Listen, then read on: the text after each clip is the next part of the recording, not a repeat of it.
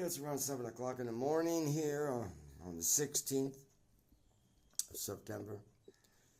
23rd, 26th is the solace, where the sunrise and the sunset are equal. So for those who want to know, the muhurtas, the length of the muhurta is 48. When it's equal time, it's 48. And not hard to remember because it doesn't change that much all the way. All the way around the year, it doesn't change that one. I think here in this area, on the 27th latitude, the biggest change you'll see is maybe up to 54. So it'll change from 48 to 54, and that takes 6 months. So you can see it's not that much of a change, and it's not that difficult to take it in account. So instead of doing things just for myself and everything, it's better to now I'm experimenting because you got the Wim Hof. You got Wim Hof. And the process of Wim Hof I like a lot. Right? So anybody can look it up, Wim Hof. And it's just easy breathing in and out. You know? Wim Hof. I may put it the video in the description. You can look it up. Remember, this is my speculation. And I got the right.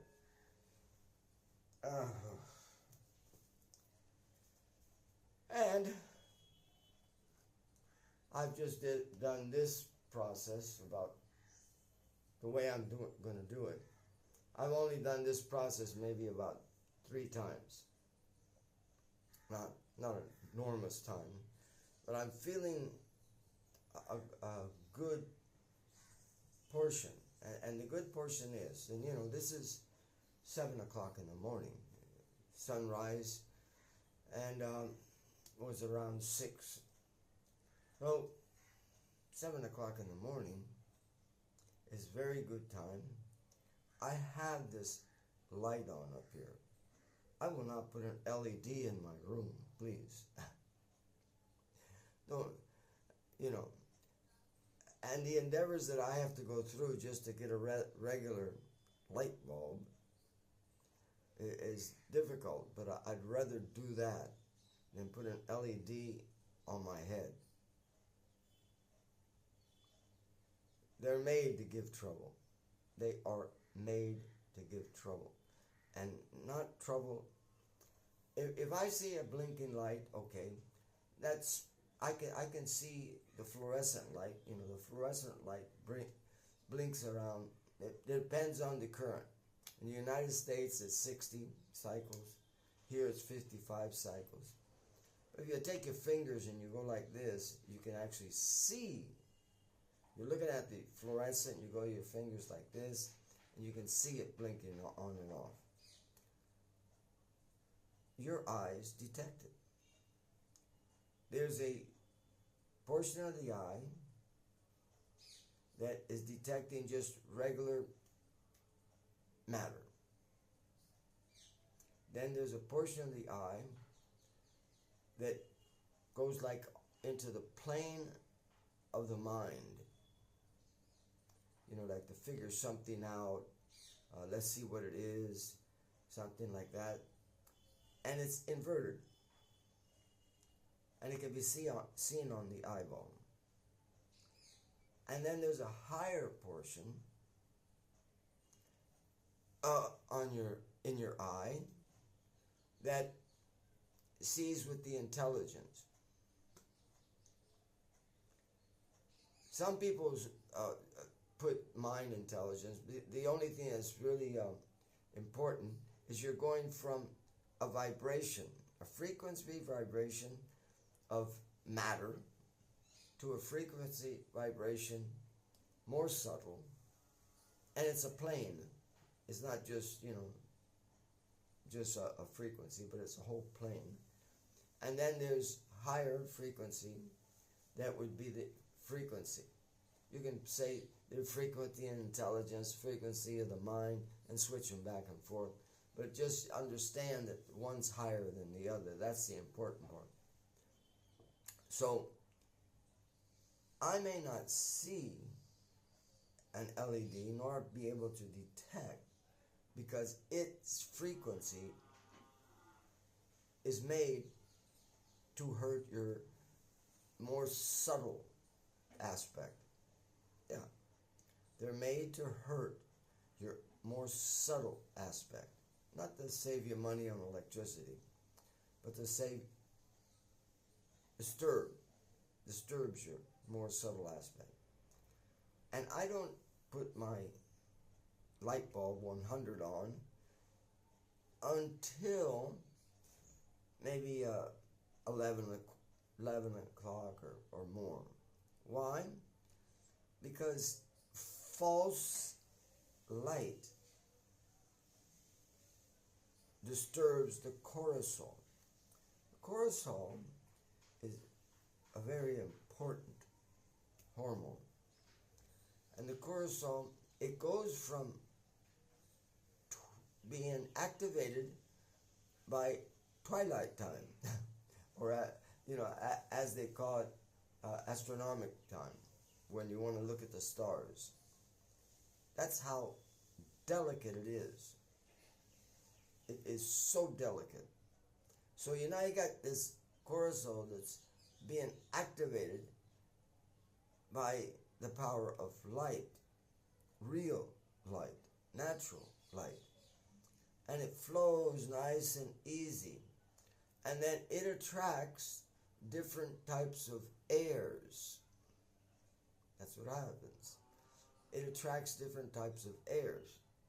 And at around 3:30 in the morning, it's a wake-up air. But, not like jump up, wake up and everything, but, do it nicely. Wake up, get ready, and then it changes it into a meditative, a more calming. You could relate it to Ras Leela, and you could say, like, the first one is physically active.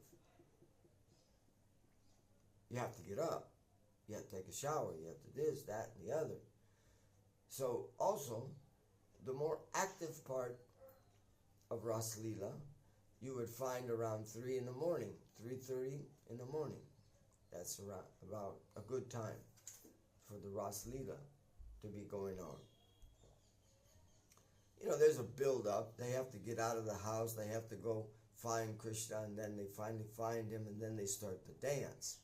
So the dancing part is, get up, wake up, buddy. So you could relate it like that. It gives me a solace, solace, because it makes me feel good that I'm meditating on the Ras Leela. So after they've danced for a while, they want to relax. So that's the more like the sit and meditate mood. And that's the Brahma Muhurta. Okay? So that's more like a meditative mood. And it builds up like this. And then once the sun rises, now it's really being activated. The cortisol is really being active. So what does it do? It actually makes your EMF of all your veins, all your wires, all your nerves, and everything is activated by this. it helps them move. It helps your blood flow. It helps your neurons flow. It helps. This is what it does. So I got that light on, and it's disturbing everything. But I said I better put it on or else you can't see me. Okay? That's why it's on for right now. So there's a, to get to what the subject matter is, we want to know a breathing exercise. It's always nice to have a new breathing exercise. So there's one breathing exercise, Tao, Chinese type exercise. And in that exercise, you can take your finger and you can put it in the navel, nabi, put it in the navel, and I even make sure that I can feel with my fingernail. Remember, the fingernail is like the birthplace of electricity. So EMF is really produced here on the fingernails. So, and the person, excuse me. Yeah, excuse me. Okay. The person, what he wants to do is breathe in and make sure the stomach comes out, and then breathe out.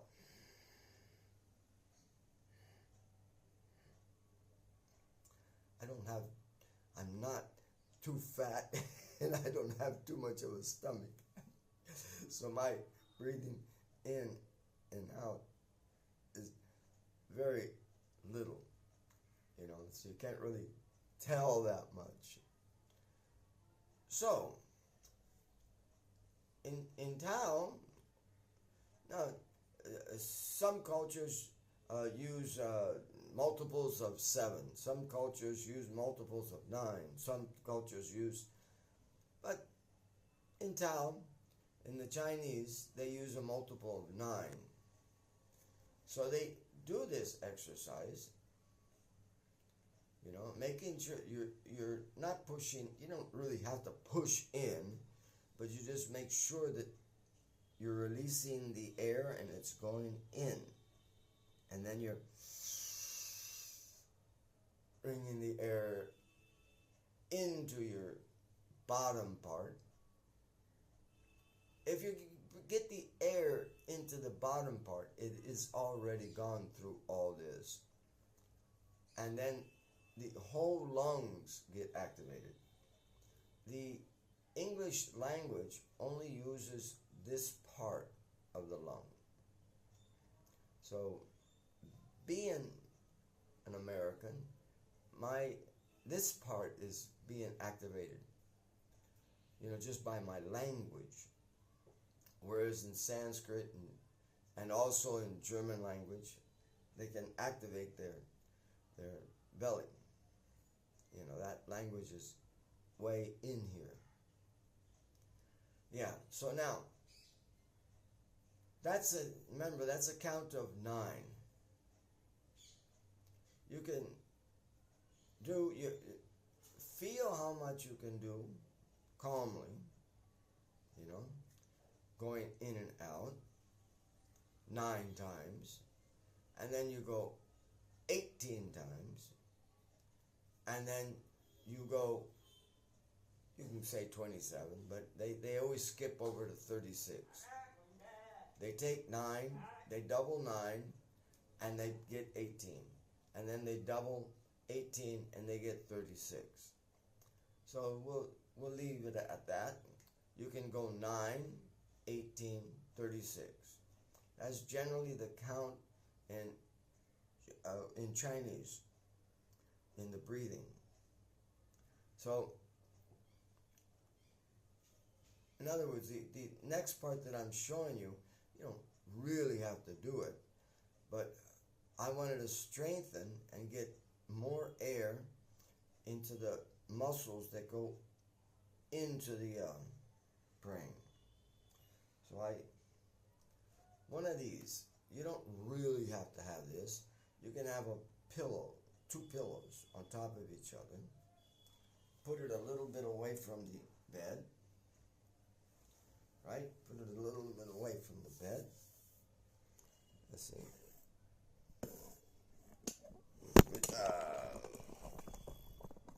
Gotta always put up with some junk. Yeah. Just calmly. Yeah, put it a little distance from the bed because I'm going to put my feet up. I'll put my feet up on the bed and then I'm going to put my back on that. Okay? So then, it's old. Just like me, it's old. Yeah, it's old. Just hang on. I want to get it at an angle so you can see me.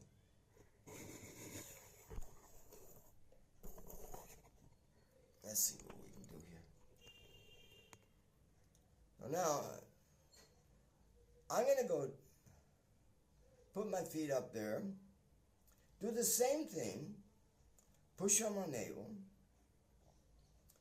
And then put my back here and let my head hang down.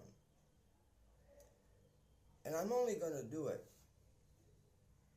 around 7 times, maybe up to 8 or 9, because it's a real good pressure on this part.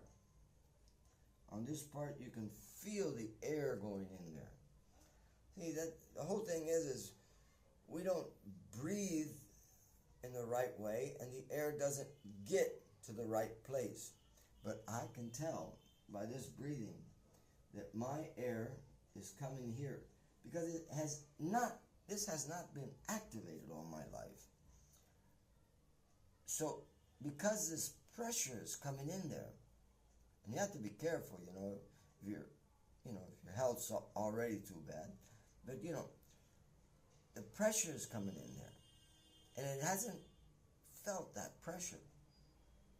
So it's like it gets you a little nervous, but it's a good pressure because it's identifying, yes, you are getting air.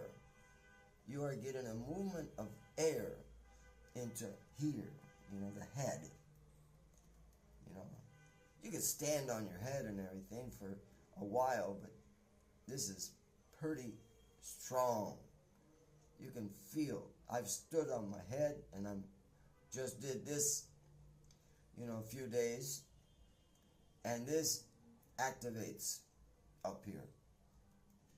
It activates it. So, bye. I'm going to go, and I'm going to do it, and let's see if I can get up to 9. Because I don't like the pressure so much on my back of my head. But I know it's very good. Not just a little good. It's very good for me. Somebody can test it, but I'm not going to wait for somebody to test it. Okay.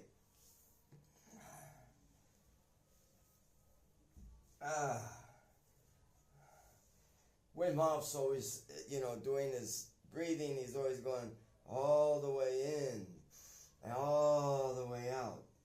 Well, I'm going to try to put all the way in and all the way out. At least 9 times. Later, I'll try more and more.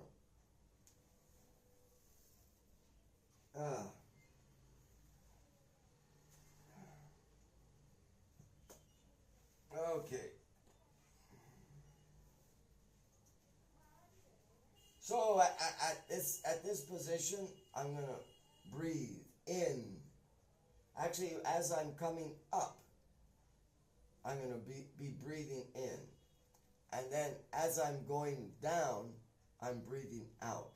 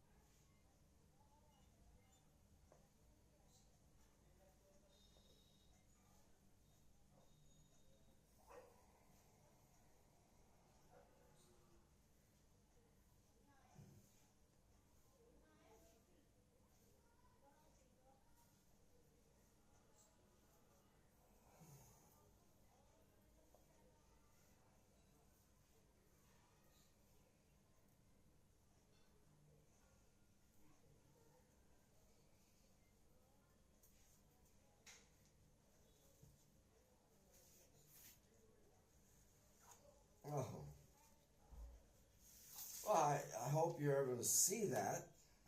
I'll review it and see if you were able to see it. But it does. So you can see me. Yeah.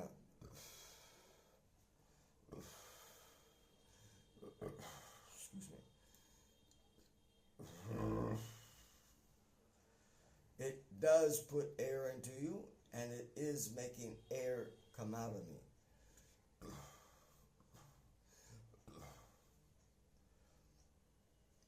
Because air gets trapped in your body. Yeah. People have that problem, fog in the brain. But this will definitely get the fog out of your brain. It gets, and of course, in the morning, see, I haven't put anything to my tongue. You know, it's already 7:30. I'll wait probably until 9 o'clock. You don't have to wait so long. You can drink water with just a little bit of salt, and it doesn't disturb the process. In the night, your brain is analyzing because you're relaxed. Your brain isn't relaxed. It is analyzing everything that's happened in the day. And then, as it analyzes it, it gets everything ready for when the workers come back. You know, everybody comes back to work. So, in the saliva, that saliva has been adjusted by the brain to go into your body, not to come out, but to go into your body and adjust things. Adjust maybe your liver, adjust your kidneys, adjust this, that, and the other. There's 500 of them in there. Saliva glands. They have a function, each one of them. So, in the morning, when the person drinks water, swish it around and swallow it. Then this connects the brain with the whole system. That's all it's set up. The first thing that people do is they start brushing their teeth and spitting it all out. No, take it all in. Take it all in and put that into what it's supposed to be used for. Yeah. Just to give a description, the mitochondria is like super. The mitochondria, if you do things correctly, sleep correctly, eat when you're supposed to, when you do those things correctly, mitochondria can recuperate and make new neurons. Actually, it just takes the old ones and with the telomeres. The telomeres, okay. Well, the telomeres changed, and the telomere gets into rejuvenating. So you want the rejuvenating in the morning. But if you get up and drink a cup of coffee, that's it. Doesn't work. And also, it's all set up to get rid of fat. Your mind knows that, got too much fat. I got to get rid of it. But as soon as you start doing something like that, early in the morning, that's it. So the fast from the night at least, at the least, there should be a good gap of hours before you put something in your mouth. Why? because you wake up the mitochondria. The mitochondria is pretty damn lazy. So you're going to wake them up. And what's the wake up? You get him to feel like he's starving. So right now my mitochondria is going, oh man, am I hungry? Oh man, am I thirsty? Oh. So it can't get anything tangible because I haven't put anything in my mouth. So it starts readjusting the neurons, and instead of just being the old regular neuron, maintenance of the body, or the old age neurons, the dwindling of the body, it starts telling the telomere, hey, get the blueprint, make these new neurons. We don't want these old neurons because we're starving here. And so the more that they get starved, you can't harm them. Don't harm him. But the more he gets starved, the more he's going to work. Mitochondria is pretty powerful. He's got he's the boss. He tells everything that's coming into the brain from the hippocampus and coming into the brain. He's telling him what to do. Do this, do that. So you want new neurons to go up here. So you don't put anything in your mouth for a good while. And if you do, we just have the problem of all these ROs. They have no nutrition, and the water has it's not structured. So you can put a little salt, and I would not put table salt. That's poison. And you don't need that much. You just put in some Himalaya salt or the Celtic salt, and you put just a little pinch. You don't have to taste it, but just a little pinch. And that will not disturb and ruin the fast. That doesn't disturb and ruins the fast. I just avoid everything because I want my mitochondria, 78. Yeah, I'm saying 78 because in January I'm 78. So I'm pretty well there. Yeah, so I want to get him working. I don't want him to be lazy. Okay. Yeah, okay, so that's that.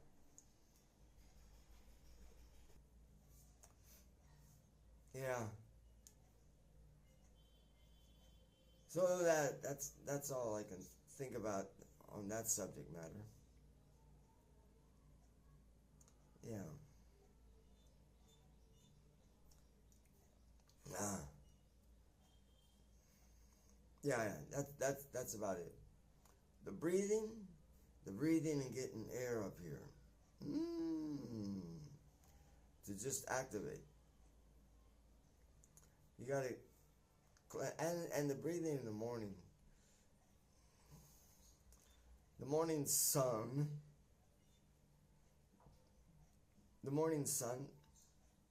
a heavy work right when the sun rises is not the best thing. Maybe milking a cow or something like that, because you have to, even before the sun comes up. But, heavy work, no. Heavy work should come after the sun's risen for 2 muhurtas. Then the cortisol is ready to give your air, because air is what is going into these muscles, and it's ready to give the cortisol to work hard. And it only gives that until about 2 or 3 muhurtas after midday. That's it.